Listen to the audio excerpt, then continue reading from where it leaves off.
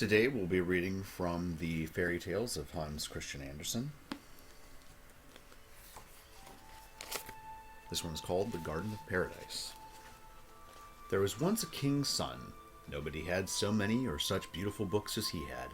He could read about everything that had ever happened in the world and see it all represented in the most beautiful pictures.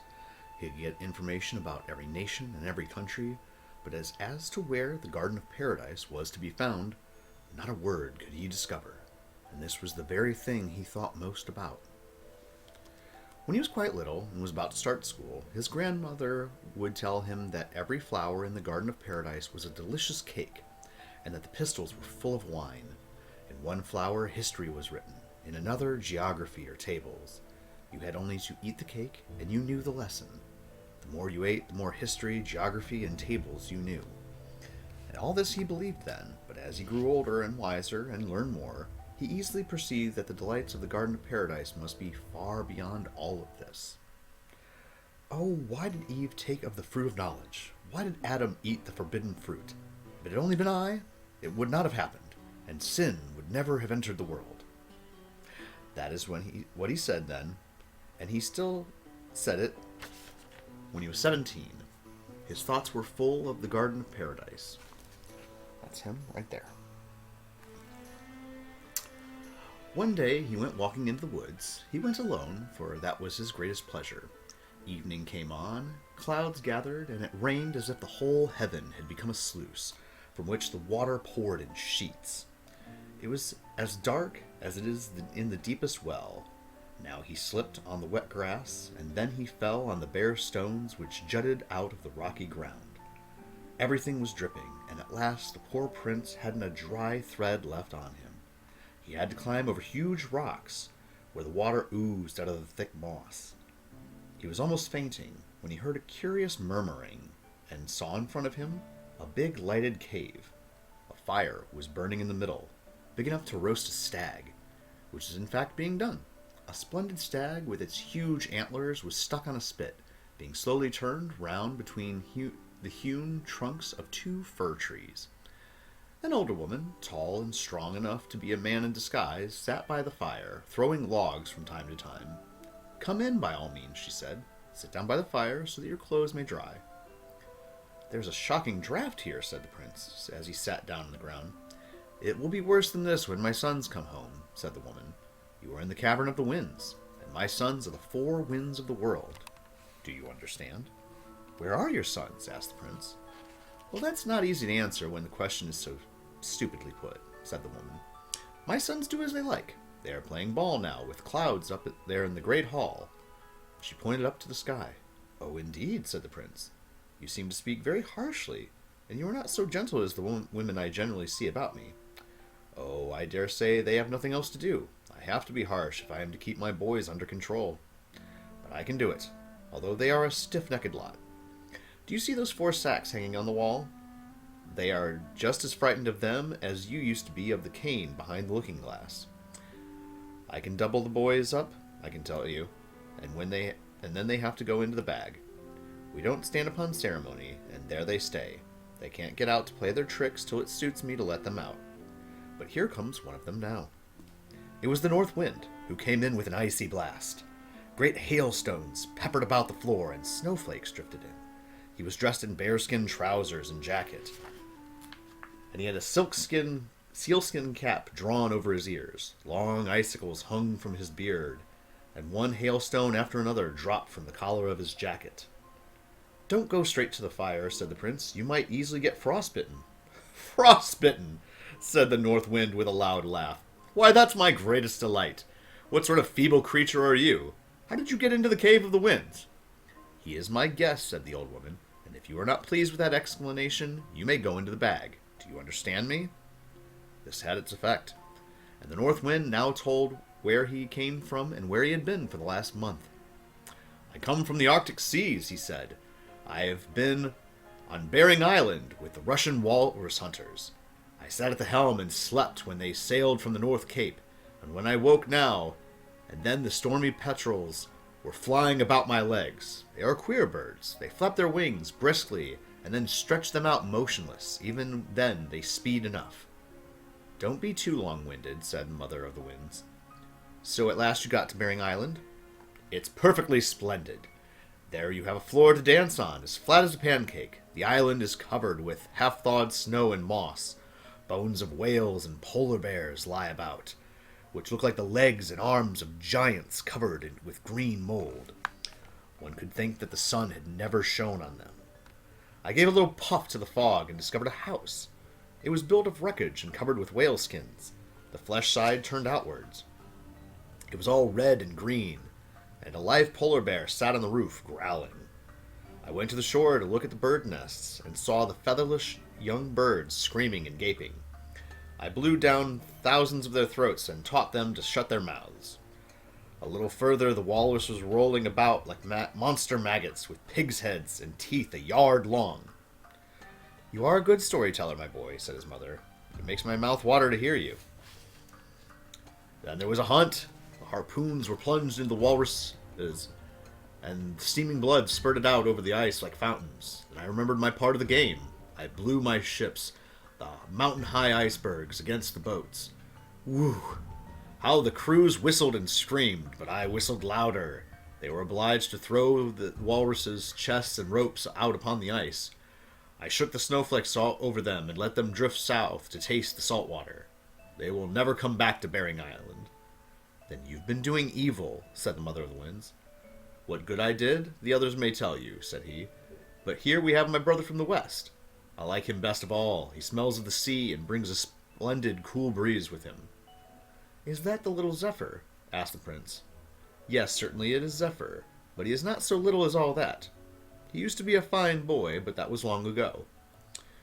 He looked like a wild man of the woods, but he had a broad-brimmed hat on to protect his face. He carried a mahogany club cut in the American mahogany forest. Nothing else would do for him. Where do you come from? Asked his mother. From the forest wildernesses, he said, where the thorny creepers make a fence between every tree, where the water snake lies in the wet grass, and where human beings seem to be superfluous. What did you do there? I looked at the mighty river, saw where it dashed over the rocks and dust, and flew with clouds to carry the rainbow. I saw a wild buffalo swimming in the river, but the stream carried him away. He floated with a wild duck, which soared into the sky at the rapids, but the buffalo was carried over with the water. I liked that, and blew up a storm so big that it whirled the primeval trees about like shavings. Have you done nothing else? Asked the old woman. I have been turning somersaults in the savannas, patting the wild horse, and shaking down coconuts. Oh, I have plenty of stories to tell, but one need not tell everything. You know that very well, old woman. Then he kissed his mother so heartily that she nearly fell backwards. He was indeed a wild boy. The south wind appeared now in a turban and a Bedouin's flowing cloak.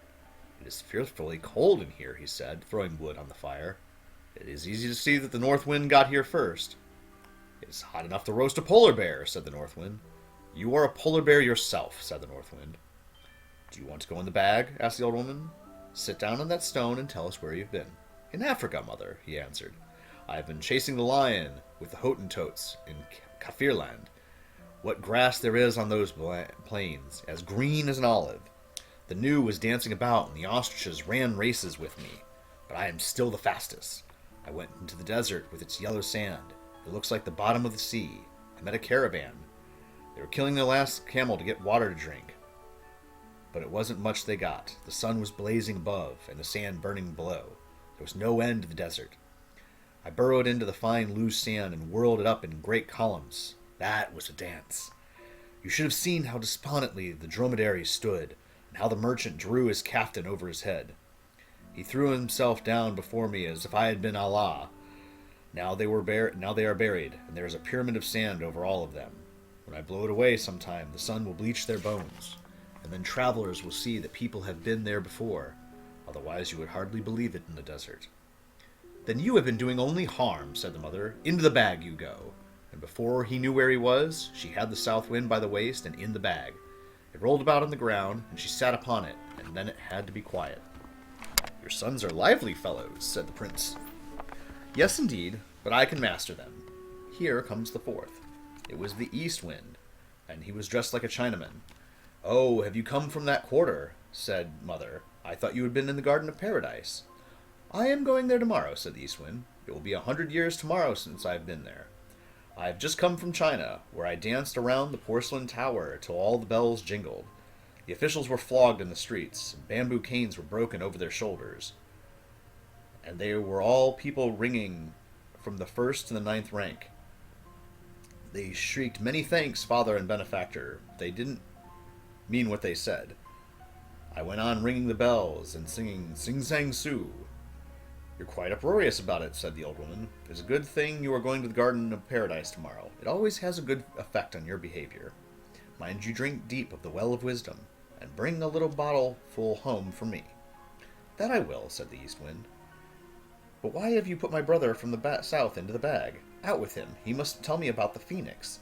The princess always wants to hear about that bird when I call every 100 years. Open the bag. Then you'll be my sweetest mother, and I'll give you 2 pockets full of tea as green and fresh as when I picked it." "Well, for the sake of the tea, and because you are my darling, I will open the bag." She did open it, and the South Wind crept out, but he was quite crestfallen because the strange prince had seen his disgrace. "Here is a palm leaf for the princess," said the South Wind. "The old phoenix, the only one in the world, gave it to me. He has scratched his whole history on it with his bill for the 100 years of his life, and she can read it for herself. I saw how the phoenix set fire to his nest himself and sat on it while it burnt.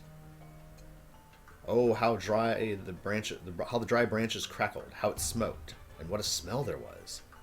At last it all burst into flame, and the old bird was burnt to ashes, but his egg lay glowing in the fire. It broke with a loud bang, and a young one flew out. Now it rules over all the birds, and is the only phoenix in the world. He bit a hole in the leaf I gave you. That is his greeting to the princess." "Let us have something to eat now," said the Mother of the Winds, and they all sat down to eat roast stag. The prince sat beside the East Wind, and they soon became good friends. "I say," said the prince, "just tell me, who is this princess, and where is the Garden of Paradise?" "Oh ho," said the East Wind. "If that is where you want to go, you must fly with me tomorrow. But I may as well tell you that no human being has been there since Adam and Eve. You know all about them, I suppose, from your Bible stories?" "Of course," said the prince. "When they were driven out, the Garden of Eden sank into the ground, but it kept its warm sunshine, mild air, and all its charms. The Queen of the Fairies lives there. The island of bliss, where death never enters, and where living is a delight. Get on my back tomorrow, and I will take you with me. I think I can manage it, but you mustn't talk now. I want to go to sleep." When the prince woke up early in the morning, he was not a little surprised to find that he was already high above the clouds. He was sitting on the back of the East Wind, who was holding him carefully. They were so high up that woods and fields, rivers and lakes looked like a large colored map. "Good morning," said the East Wind. "You may as well sleep a little longer, for there is not much to be seen in this flat country below us, unless you want to count the churches. They look like chalk dots on the green board." He called the fields and meadows the green board. "It was very rude of you to leave without saying goodbye. It was very rude of me to leave without saying goodbye to your mother and brothers," said the prince. "One is excused when one is asleep," said the East Wind, and they flew on faster than ever. They could mark their flight by the rustling of the trees as they passed over the woods, and whenever they crossed a lake or the sea, the waves rose, and the great ships dipped low down in the water, like floating swans. Towards the evening, the large towns were amusing as it grew dark, with all their lights twinkling, now here, now there, just as when one burns a piece of paper and sees all the little sparks, like children coming home from school. The prince clapped his hands, but the East Wind told him that he better hold on tight, or he might fall and find himself hanging on to a church steeple. The eagle in the great forest flew swiftly, but the East Wind flew more swiftly still. The Cossack on his little horse sped fast over the plains, but the prince sped faster. "Now you can see the Himalayas," said the East Wind. "They are the highest mountains in Asia. We shall soon reach the Garden of Paradise." They took a more southerly direction, and the air became scented with spices and flowers. Figs and pomegranates grew wild, and the wild veins were covered with blue and green grapes. They descended here and stretched themselves on the soft grass, where the flowers nodded to the wind, as to say, welcome back. Are we in the Garden of Paradise now? Asked the prince. No, certainly not, answered the East Wind. But we shall soon be there. Do you see that wall of rock and the great cavern where the wild vine hangs like a big curtain?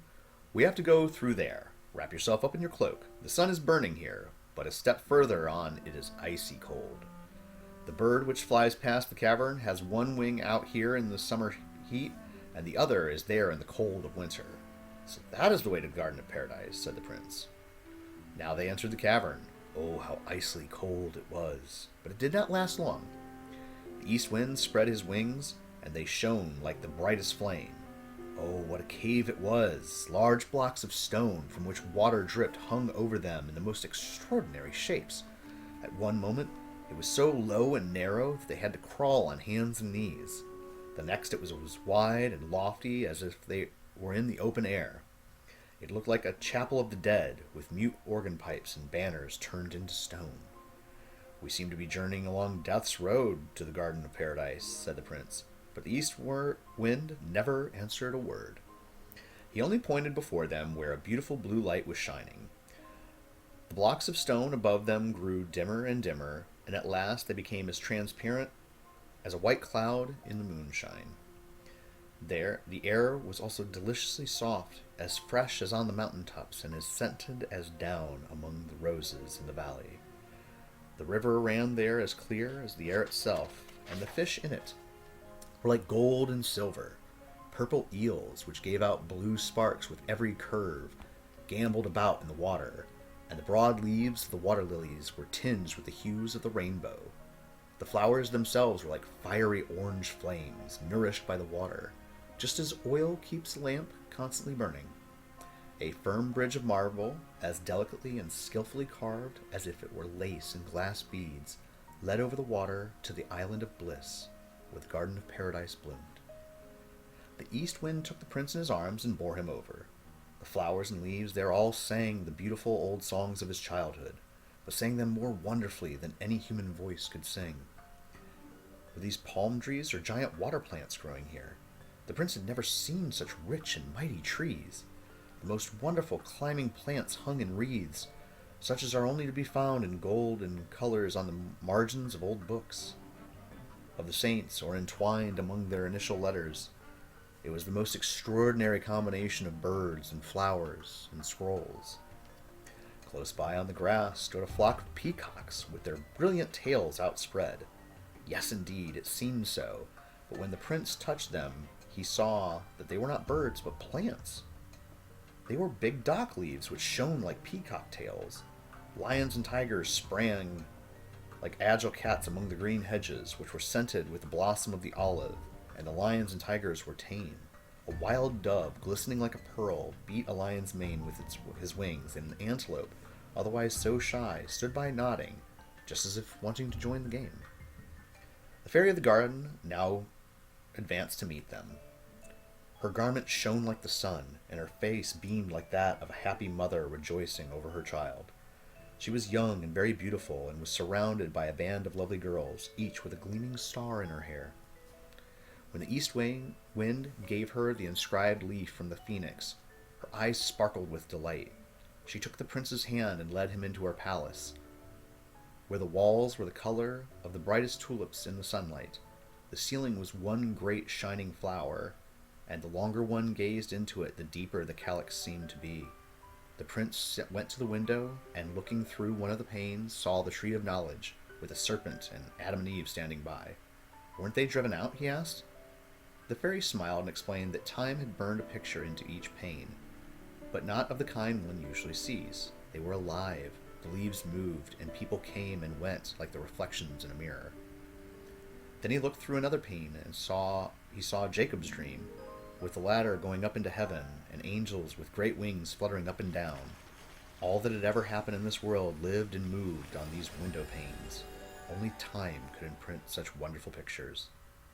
The fairy smiled and led him into a large, lofty room, of the walls of which were like transparent paintings of faces, one more beautiful than the other. These were millions of the blessed, who smiled and sang, and all their songs melted into one perfect melody. The highest ones were so tiny that they seemed smaller than the smallest rosebud, no bigger than a pinpoint in a drawing. In the middle of the room stood a large tree with handsome drooping branches. Golden apples hung like oranges among its green leaves. It was the tree of knowledge. From every leaf hung a shining red drop of dew. It was as if the tree wept tears of blood. "Now let us get into the boat," said the fairy. "We shall find refreshment on the swelling waters." The boat rocks, but it does not move from the spot. Yet all countries of the world will pass before our eyes. It was curious sight to see the whole coast move. Here came lofty snow-clad Alps, with their clouds and dark fir trees. The horn echoed sadly among them, and the shepherd yodeled sweetly in the valleys. Banyan trees bent their long, drooping branches over the boat. Black swans floated on the water, and the strangest animals and flowers appeared on the shore. This was New Holland, the fifth portion of the world, which glided past them with a view of its blue mountains. They heard the song of priests and saw the dances of the tribesmen to the sound of drums and pipes of bone. The pyramids of Egypt reaching to the clouds, and fallen columns and sphinxes half buried in sand next sailed past them. Then came Aurora Borealis blazing over the peaks of the north. They were fireworks which could not be imitated. The prince was very happy. He saw 100 times more than we have described here. "Can I stay here always?" he asked. "That depends upon you," answered the fairy. "If you do not, like Adam, allow yourself to be tempted to do what is forbidden, you can stay here always." "I will not touch the apples of the tree of knowledge," said the prince. "There are thousands of other fruits here as beautiful. Test yourself, and if you are not strong enough, go back with the East Wind who brought you. He is going away now and will not come back for 100 years. The time will fly in this place like 100 hours. But that is a long time for temptation. Every evening, when I leave you, I must say, 'Come with me,' and I must beckon to you. But stay behind. Do not come with me, for every step you take, your longing will grow stronger. You will reach the hall where the grows of the tree of knowledge. I sleep beneath its fragrant, drooping branches. You will bend over me, and I must smile. But if you press a kiss upon my lips, paradise will sink deep into the earth, and it will be lost to you. The sharp winds of the wilderness will whistle around you. The cold rain will drop from your hair. Sorrow and labor will be your lot." "I will remain here," said the prince. And the East Wind kissed him on the mouth and said, "Be strong, and we shall meet again in 100 years. Farewell." Then the East Wind spread his great wings. They shone like poppies at the harvest time, or like the northern lights in a cold winter.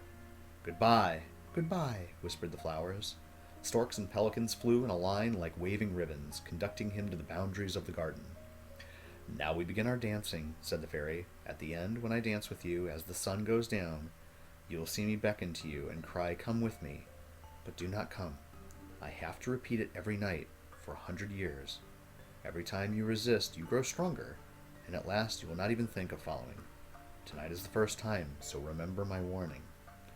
And the fairy led him into a large hall of white transparent lilies. The yellow stamens in each formed a little golden harp, which echoed the sound of strings and flutes. Lovely girls, slender and graceful, dressed in floating gauze which revealed their exquisite limbs, glided in the dance, and sang of the joy of living, they who would never die, and of the garden of paradise that would bloom forever. The sun went down, and the sky was bathed in golden light, which made the lilies look like roses. The prince drank the foaming wine handed to him by the maidens. He felt such joy as he had never known before. He saw the background of the hall opening where the tree of knowledge stood in a radiance that blinded him. The song coming from it was soft and lovely as his mother's voice, and she seemed to say, "My child, my beloved child." Then the fairy beckoned to him and said so tenderly, "Come with me," that he rushed toward her, forgetting his promise, forgetting everything on the first evening that she smiled and beckoned to him. The fragrance in the scented air grew stronger, the harp sounded sweeter than ever, and it seemed as if the millions of smiling heads in the hall where the tree grew nodded and sang, "One must know everything. Man is lord of the earth." They were no longer tears of blood which fell from the tree. They seemed to him to be red shining stars. Come with me, spoke those trembling tones, and at every step the prince's cheeks burned hotter and harder, and his blood coursed more rapidly. I must go, he said. It is no sin. I must see her asleep. Nothing will be lost if I do not kiss her, and that I will not do. My will is strong. The fairy dropped her shimmering garment, drew back the branches, and a moment after was hidden within their depths. I have not sinned yet, said the prince, nor shall I. Then he drew back the branches. There she lay asleep already, beautiful as only the fairy in the Garden of Paradise can be. She smiled in her dreams, but he bent over her and saw the tears welling up upon her under her eyelashes. Do you weep for me? He whispered. Weep not, beautiful maiden. I only now understand the full bliss of paradise. It surges through my blood and through my thoughts. I feel the strength of the angels and of everlasting life in my mortal limbs. Even if everlasting night comes over me, a moment like this is worth it. And he kissed away the tears from her eyes. His mouth touched hers. Then came a sound like thunder, louder and more awful than he had ever heard before, and everything around collapsed. The beautiful fairy, the flowery paradise, sank deeper and deeper. The prince saw it sink into the darkness of night. It shone far off like a tiny twinkling star. The chill of death crept over his limbs. He closed his eyes and lay long as if dead. The cold rain fell on his face, and the sharp wind blew around his head, and at last his memory came back. What have I done? I have sinned like Adam, sinned so heavily that paradise is sunk low beneath the earth. He opened his eyes, and he could still see the star, the faraway star which twinkled like paradise. It was the morning star in the sky. He got up and found himself in the wood near the cave of the winds, and the mother of the winds sat by his side. She looked angry and raised her hand. On the very first evening, she said.